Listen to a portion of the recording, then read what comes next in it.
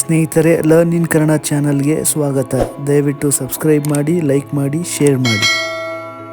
ಇಂದಿನ ಮೊದಲನೇ ಪ್ರಶ್ನೆ, ಹೃದಯ ಆರೋಗ್ಯಕ್ಕೆ ಅತ್ಯವಶ್ಯಕವಾದ ವಿಟಮಿನ್ ಯಾವುದು?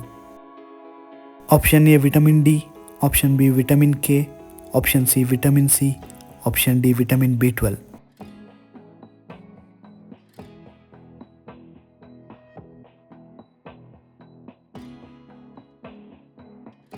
ಸರಿಯಾದ ಉತ್ತರ ಆಪ್ಷನ್ ಎ ವಿಟಮಿನ್ ಡಿ. ಎರಡನೇ ಪ್ರಶ್ನೆ, ಮಳೆಗಾಲದಲ್ಲಿ ಯಾವ ಗಿಡಮೂಲಿಕೆ ಆರೋಗ್ಯಕ್ಕೆ ತುಂಬ ಒಳ್ಳೆಯದು? ಆಪ್ಷನ್ ಎ ತುಳಸಿ, ಆಪ್ಷನ್ ಬಿ ಪುದೀನ, ಆಪ್ಷನ್ ಸಿ ಏಲಕ್ಕಿ, ಆಪ್ಷನ್ ಡಿ ಬೇವು.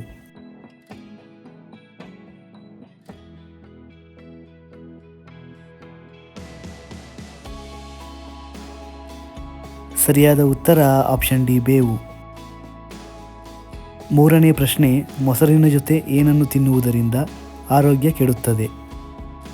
Option A chicken, option B ನಿಂಬೆಹಣ್ಣು, ಆಪ್ಷನ್ ಸಿ ಸೌತೆಕಾಯಿ, ಆಪ್ಷನ್ ಡಿ ಈರುಳ್ಳಿ.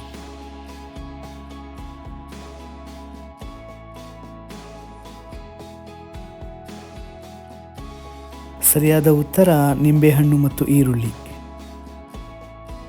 ನಾಲ್ಕನೇ ಪ್ರಶ್ನೆ, ನೇರಳೆ ಹಣ್ಣನ್ನು ಸೇವಿಸಿದ ನಂತರ ಏನನ್ನು ಸೇವಿಸಬಾರದು? ಆಪ್ಷನ್ ಎ ಜೇನುತುಪ್ಪ, ಆಪ್ಷನ್ ಬಿ ಹಾಲು, ಆಪ್ಷನ್ ಸಿ ಅರಿಶಿಣ, ಆಪ್ಷನ್ ಡಿ ಅಣಬೆ.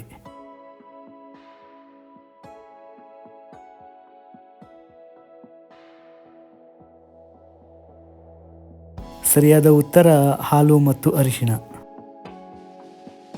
ಐದನೇ ಪ್ರಶ್ನೆ, ಹಸಿ ಕೋಳಿ ಮೊಟ್ಟೆಯನ್ನು ಕುಡಿಯುವುದರಿಂದ ಏನಾಗುತ್ತದೆ? ಆಪ್ಷನ್ ಎ ಮಲಬದ್ಧತೆ, ಆಪ್ಷನ್ ಬಿ ಸ್ನಾಯುಗಳಿಗೆ ಬಲ, ಆಪ್ಷನ್ ಸಿ ಹೃದಯ ಆರೋಗ್ಯ, ಆಪ್ಷನ್ ಡಿ ಮೇಲಿನ ಎಲ್ಲವೂ.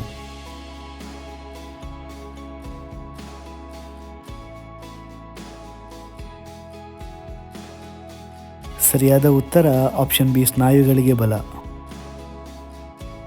ಆರನೇ ಪ್ರಶ್ನೆ, ಪ್ರತಿದಿನ ಉಪ್ಪಿನಕಾಯಿ ತಿನ್ನುವುದರಿಂದ ಯಾವ ರೋಗ ಬರುತ್ತದೆ?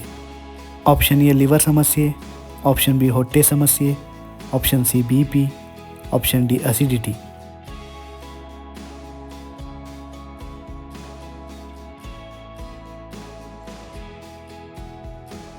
ಸರಿಯಾದ ಉತ್ತರ ಆಪ್ಷನ್ ಡಿ ಆಸಿಡಿಟಿ. ಏಳನೇ ಪ್ರಶ್ನೆ, ಈ ಕೆಳಗಿನ ಯಾವುದನ್ನು ಜೀವದ್ರವ್ಯ ಎಂದು ಕರೆಯಲಾಗುತ್ತದೆ?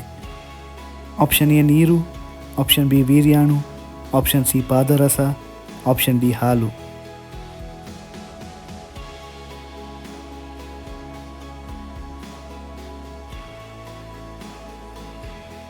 ಸರಿಯಾದ ಉತ್ತರ ಆಪ್ಷನ್ ಬಿ ವೀರ್ಯಾಣು.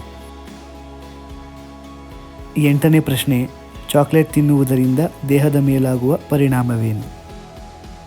ಆಪ್ಷನ್ ಎ ಒತ್ತಡ ನಿವಾರಣೆ, ಆಪ್ಷನ್ ಬಿ ಮಲಬದ್ಧತೆ, ಆಪ್ಷನ್ ಸಿ ಹಲ್ಲಿನ ಸಮಸ್ಯೆ, ಆಪ್ಷನ್ ಡಿ ಮಧುಮೇಹ.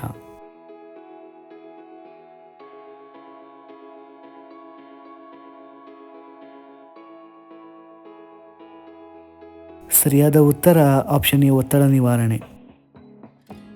ಒಂಬತ್ತನೇ ಪ್ರಶ್ನೆ, ಕಲ್ಲಂಗಡಿ ಹಣ್ಣನ್ನು ಯಾವ ರೋಗ ಇರುವವರು ತಿನ್ನಬಾರದು?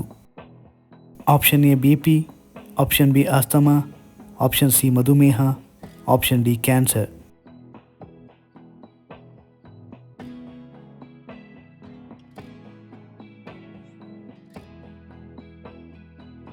ಸರಿಯಾದ ಉತ್ತರ ಆಪ್ಷನ್ ಸಿ ಮಧುಮೇಹ.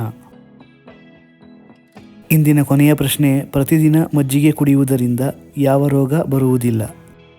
ಆಪ್ಷನ್ ಎ ಇಮ್ಯುನಿಟಿ ಹೆಚ್ಚುತ್ತೆ, ಆಪ್ಷನ್ ಬಿ ಜೀರ್ಣಕ್ರಿಯೆ ಹೆಚ್ಚುತ್ತೆ, ಆಪ್ಷನ್ ಸಿ ಅಸಿಡಿಟಿ ಬರಲ್ಲ, ಆಪ್ಷನ್ ಡಿ ಮೇಲಿನ ಎಲ್ಲವೂ.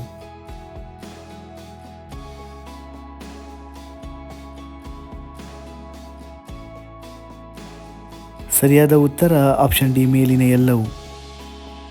ಸ್ನೇಹಿತರೆ, ಈ ವಿಡಿಯೋ ನಿಮಗೆ ಇಷ್ಟವಾಗಿದ್ದಲ್ಲಿ ಇನ್ನೂ ಹೆಚ್ಚಿನ ವಿಡಿಯೋಗಳಿಗಾಗಿ ದಯವಿಟ್ಟು ನಮ್ಮ learn in Kannada channel subscribe ಮಾಡಿ, ಲೈಕ್ ಮಾಡಿ, ಶೇರ್ ಮಾಡಿ. ಜೈ ಕರ್ನಾಟಕ.